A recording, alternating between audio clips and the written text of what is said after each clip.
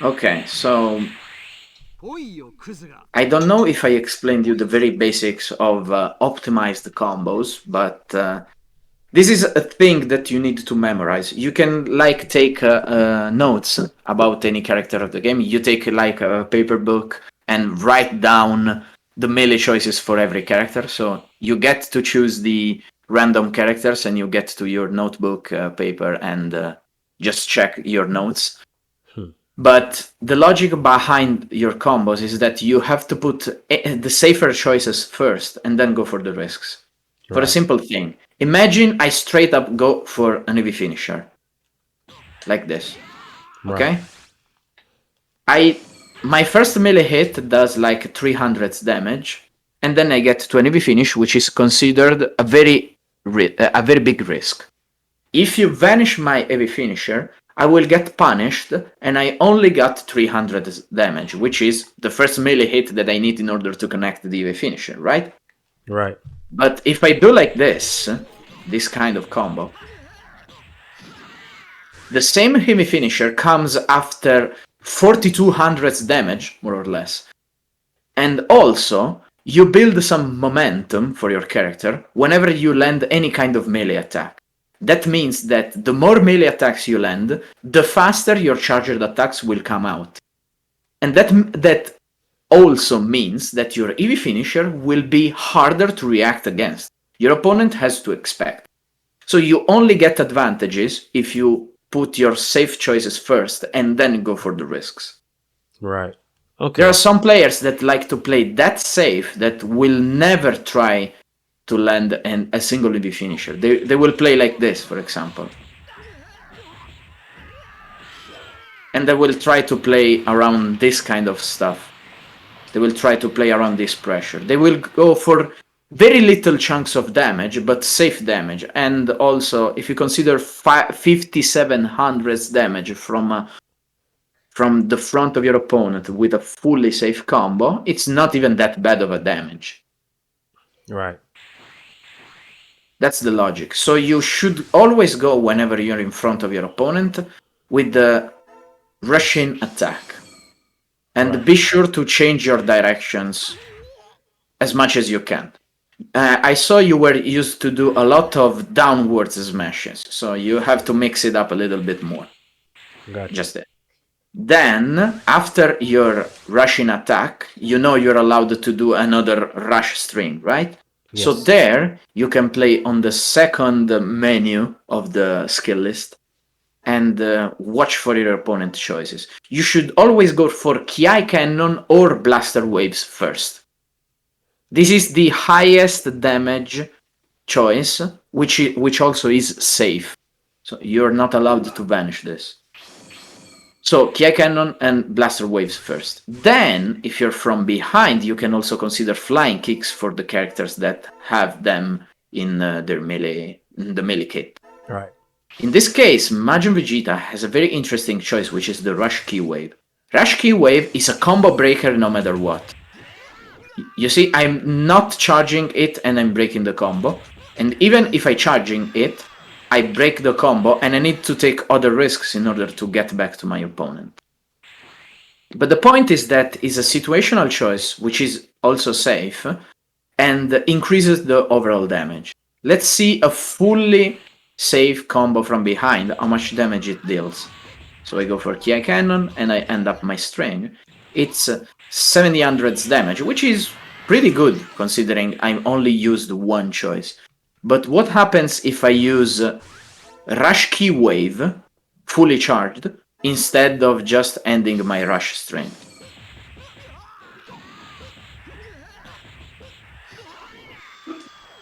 I get more damage, exactly 400 damage extra, and I get better follow-up. So you don't have to think, what can I do with my character after rushing EV finish? You can also think about, what if I just character switch and throw out, for example, a target rush there? Or I just throw out, for example, a linear rush. You can follow up with a lot of stuff. That could also only be key blasts, for example, but you have a lot of safe follow-ups. You have to think that way. Right. And also, thanks to the momentum Majin Vegeta is able to build, you can use that in front. So you get extra damage in front, you get to 6100 damage, which is very high from a front combo. It's almost like a blaster. Okay? Mm-hmm. That's the logic behind your combo. That's it. Right. Also, my personal suggestion when you're from behind or in front, well, let's say something first, something more important first. Whenever you're in front, I don't recommend trying for non-charged melee hits or mid-charged stuff, because they work the same. If you're just holding circle, you will notice that non-charged will not break your combo. If you just hold circle. Hold circle. I hit you and you just hold circle, for example. Oh, okay, gotcha. You see? You can block. And also, if I mid-charge, that's the same thing.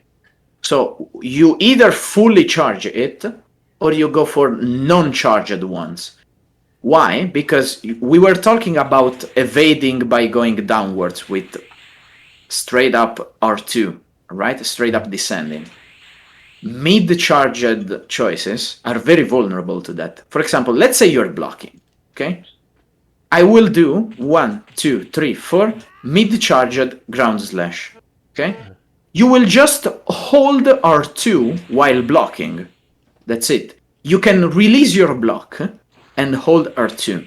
Your block will still get there if your opponent is just punching as fast as he can. Okay, so you will still keep blocking even if you release your block.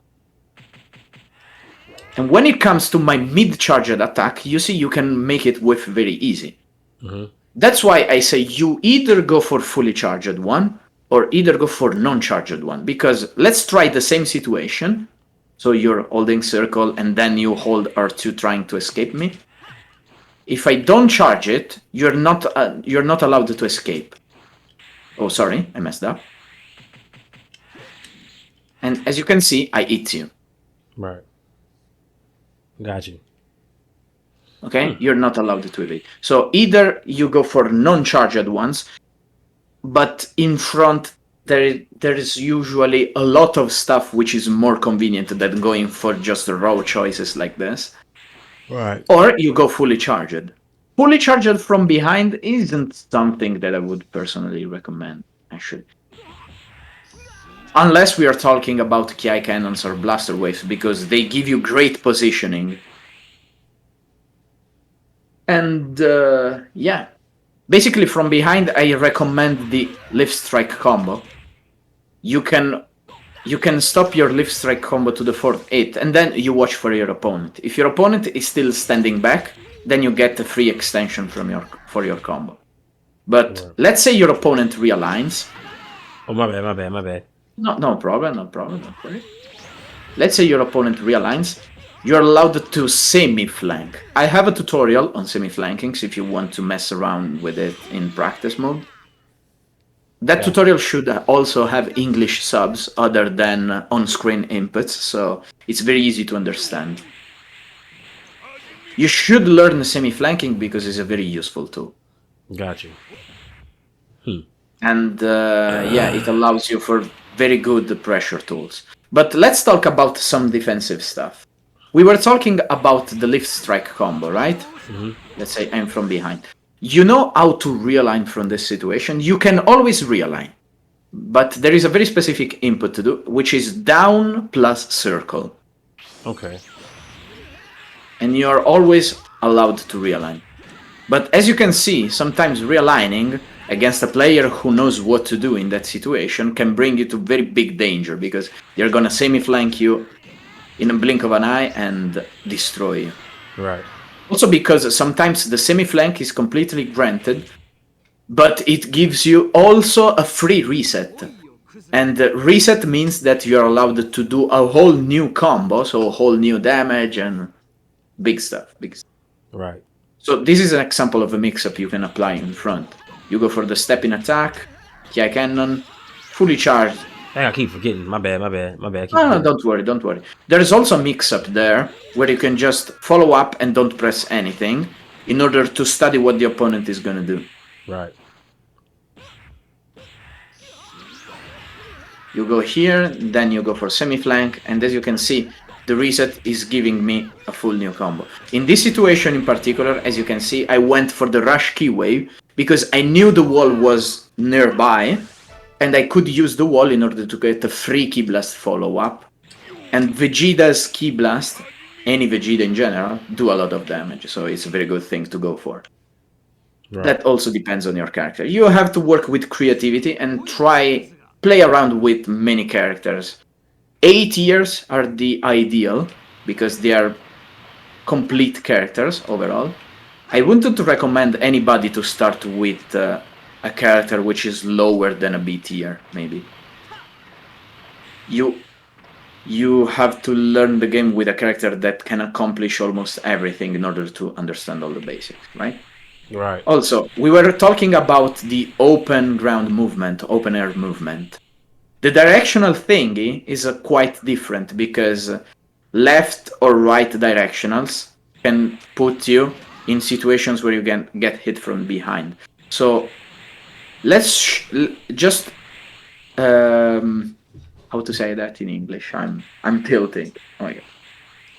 Just be sure to go for diagonal movements that feature the forward input. So left and forward, right and forward.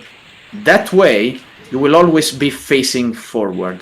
And if your opponent goes for this kind of Dragon Dash trick, which is called instant Dragon Dash attack, if you're moving correctly using the diagonals featuring the forward input, which is the most important thing, you will never get caught from the back like this. Right. Okay? So, in the open ground, be sure to reposition yourself when you're out of your opponent's side. For example, you want to create space against your opponent.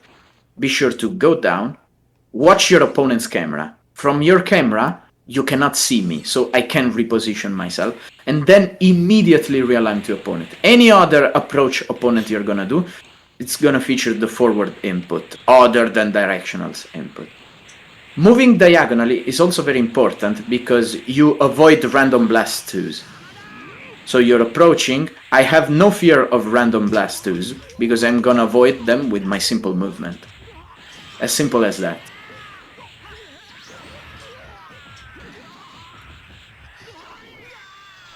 And that's it. Okay? Got you. You have to build these little habits in order to clean up a lot of useless risks and useless openings for your opponent. You want to run a few games then? Or is there any more that you feel like Yeah, let's try. Nah, we could have kept going one-on-one. Oh, okay. Since we was talking about Majin Vegeta. Great. Now I got some sense of direction. Because I feel like when you first start playing, bro, or when you try to, you feel like there's so much to learn and you don't know where to start.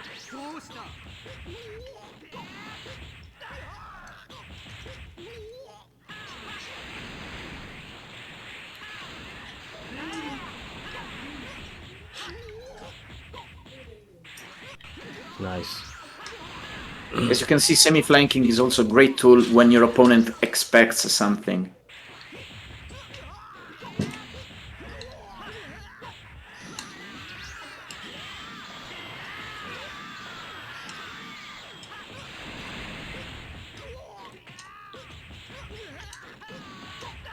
I didn't mean to go for that.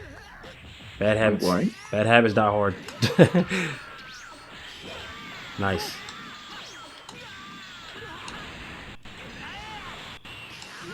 Nice. One other trick I started doing lately is using even bad blast twos when my opponent is facing to the wall. That works because imagine you're vanishing my blast two. My blast two is gonna hit the wall immediately, so I won't be punished because I will be immediately able to move. And that's a good thing. That's a good pressure tool. You're forcing your opponent to defend. Your opponent gets nothing if he defends correctly. It's frustrating. Gotcha.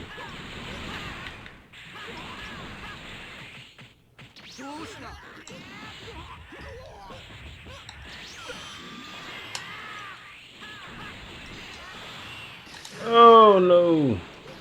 Here you could immediately move sideways after deflecting a blast too. Sorry, after deflecting the key blast. And you didn't even have to anticipate that, because in the moment you saw the blast 2 coming, there was enough distance for you to just move sideways. Yeah, but when I tried to move, it was still like waving his hands.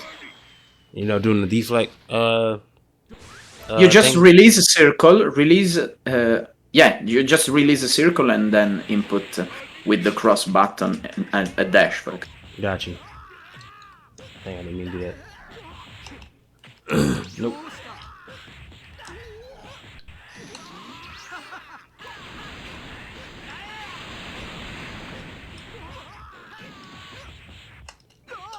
Oopsie.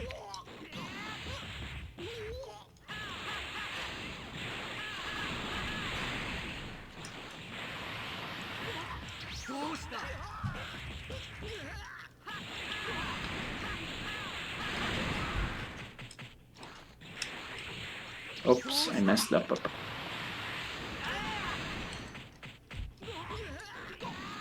Ah, I was blocking that.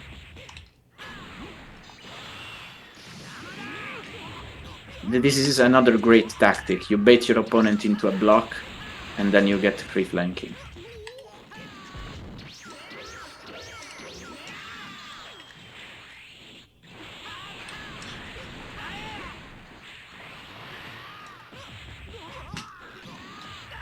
Ah, did not mean to do that.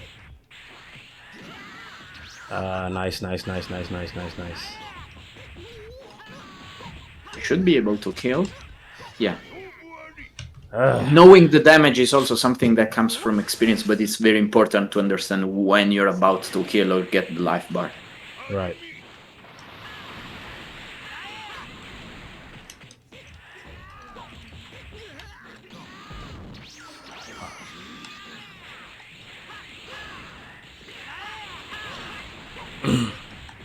Nice.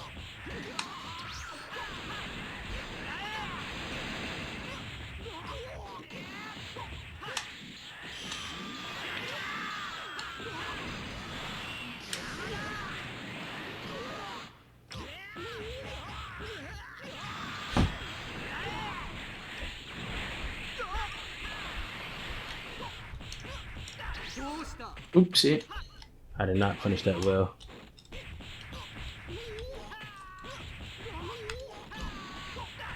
I gotta stop doing that. I be thinking flying kicks is gonna come out just cause I be expecting them to come out as I be playing with somebody else. Wow. Ah, no, I didn't try to do that. I was trying to do what you did to me. Got no discipline.